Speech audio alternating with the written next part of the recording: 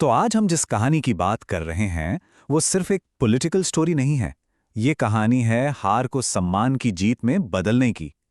एक ऐसे सुपरस्टार की कहानी जिसने चुनाव तो हारा लेकिन लोगों का दिल जीत लिया। ये पावरफुल लाइन असल में इस पूरी कहानी का सार है। अटल बिहारी वाजपेयी जी की ये कविता हर हाल में डटे रहने का सिंबल है और यही यही खेसारी लाल यादव के मैसेज का सेंटर पॉइंट बनी। तो चलिए कहानी शुरू करते हैं। भोजपुरी सिनेमा के सुपरस्टार खेसारी लाल यादव एक बहुत बड़ा फैसला लेते हैं।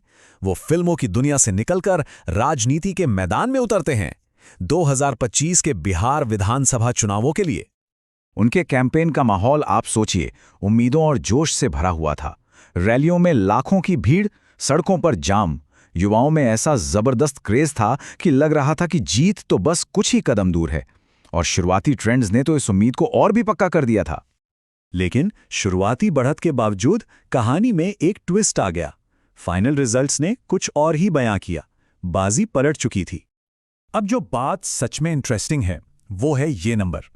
हार बहुत ही कम मार्जिन से हुई थी, सिर्फ लगभग 7,600 वोटों का ये फासला इस कहानी में एक ड्रामेटिक मोड़ लेकर आया। तो इस हार के बाद एक टेंशन का माहौल था। सब यही सोच रहे थे कि अब खेसारी क्या करेंगे।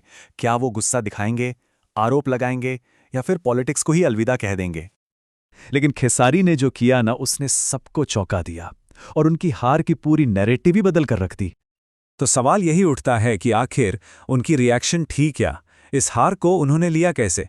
उनकी पहली प्रतिक्रिया क्या थी? ये शब्द उन्होंने सोशल मीडिया पर लिखे, पर यह सिर्फ एक पोस्ट नहीं था।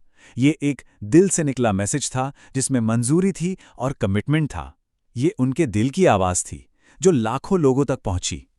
तो सबसे इंपॉर्टेंट बात यह है कि जहां सब गुस्से की उम्मीद कर रहे थे, वहां उन्होंने आभार जताया। मतलब कड़वाहट की जगह विनम्रता और शुक्रिया।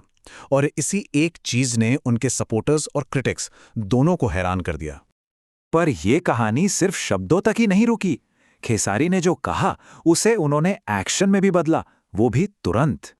उनका माइंडसेट देखिए। ये पावरफुल स्टेटमेंट उनकी सोच को दिखाता है। ये बताता है कि हार अंत नहीं बल्कि एक नई शुरुआत है। और उन्होंने ये साबित भी किया कि उनका वादा सिर्फ कोई चुनावी नारा नहीं था। चुनाव के ठीक बाद वो पहुंच गए गांव-गांव लोगों से मिलने, उनका शुक्रिया अदा करने। और जनता का रिएक्शन, लोगों ने उन्हें गले लगाया, सेल्फी ली और खेसारी भाई जिंदाबाद के नारे लगाए। तो अब सबसे बड़ा सवाल ये उठता है कि आगे क्या? खेसारी लाल यादव का अगला कदम क्या होगा? वो किस रास्ते पर आगे बढ़ेंगे? देखिए, अब उनके सामने मोटे तौर पर 3 रास्ते दिखते हैं।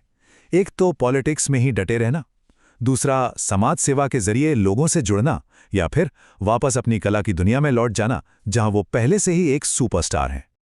लेकिन अगर जनता की सुने तो उनके लिए ये चुनावी हार कोई अंत नहीं है। जैसा कि उनके एक सपोर्टर ने कहा, हमारा नेता खेसारी ही है, हार कोई अंत नहीं। लोगों का मानना है कि ये एक लंबी यात्रा की बस शुरुआत है। तो आखिर में ये पूरी कहानी हमें एक सवाल के साथ छोड़ जाती है।